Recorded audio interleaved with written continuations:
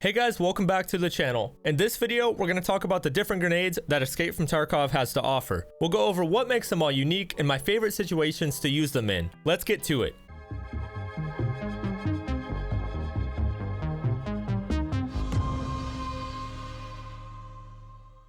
So I want to start off with the two that don't go boom, the smoke grenade and the Zarya. The Zarya flash grenade is a pretty cheap grenade that can take away your opponent's ability to see. The effect can vary from a slight blur to a full-on black screen. However, the Zarya has no effect whatsoever on your ability to hear. This grenade is strictly for vision. I want to talk about a couple of ways you can handle grenades that you might not be aware of. To start off, if you have a grenade in your pockets or rig and press G, you will instantly pull out and throw a grenade. The game decides which grenade will be thrown by pulling from your farthest left pocket first and work its way to the right. Then it starts pulling grenades from your rig. You can also hotkey a grenade, which gives you a couple of nutty options. With the grenade in hand, left click on the mouse to pull the pin and throw it. If you hold left click, you can actually put the pin back in by pressing the hotkey to pull out your gun or melee weapon. If you right click the grenade, this will trigger the ability to right click it again and underhand toss it. This has been insanely useful for me lately when I don't want to yeet a grenade into the next dimension. So now for the specifics on the Zarya. It won't blind you if you are behind cover, but it will blind you slightly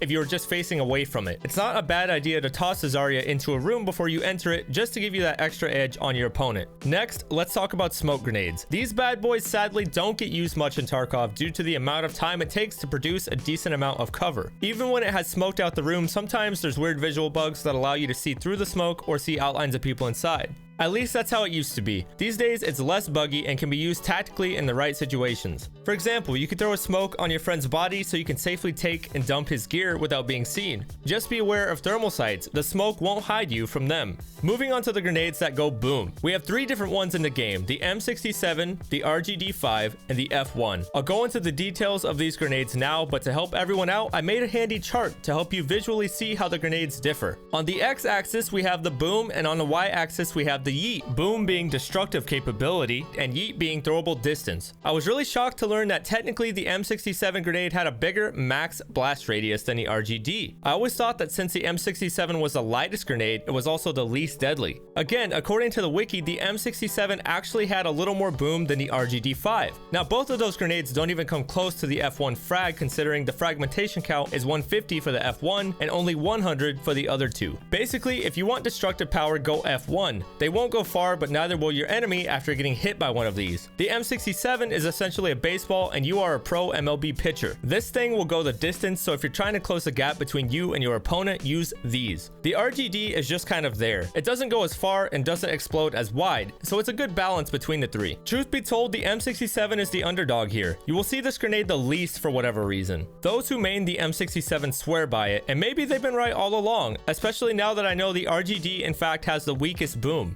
Either way, all three of these grenades will destroy your target if placed properly, so it really just comes down to what you want in a throwable weapon. Let me know in the comments below what your favorite grenade is. There is one more thing I actually need to mention about the M67. It has a 5-second fuse time, unlike its two counterparts who have a 3.5-second fuse time. This means your enemy will have slightly longer to reposition and take cover when using M67s. Just be aware of this. And that's going to be it for this one, guys. I hope it helped you out. Don't forget to like and subscribe, and remember, I stream on Twitch as well, so feel free to drop by and ask me anything. I'm always happy to help. Thanks again, and I'll see you in the next one.